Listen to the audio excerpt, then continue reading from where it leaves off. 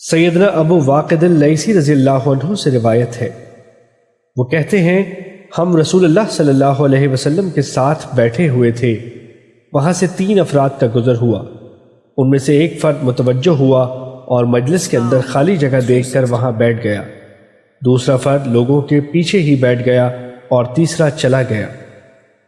رسول اللہ صلی اللہ علیہ وسلم نے فرمایا، کیا میں تمہیں ان 3 افراد کی بات بیان نہ کر دوں؟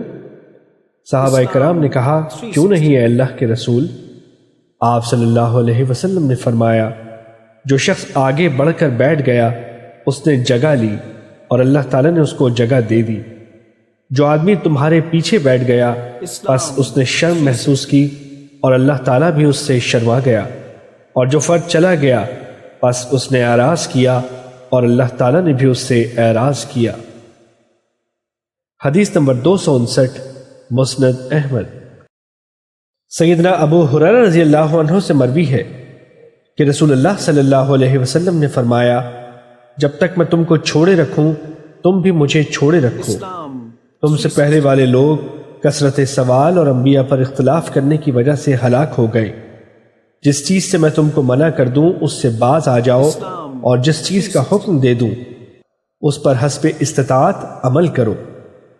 حدیث نمبر 264، مسند۔ مسلمانوں میں جرم کے لحاظ سے سب سے بڑا وہ آدمی ہے جو ایسی چیز کے بارے میں سوال کرتا ہے جو حرام نہیں تھی، لیکن اس کے سوال کی وجہ سے لوگوں پر اس کو حرام کر دیا گیا۔ حدیث نمبر 266، مسند احمد۔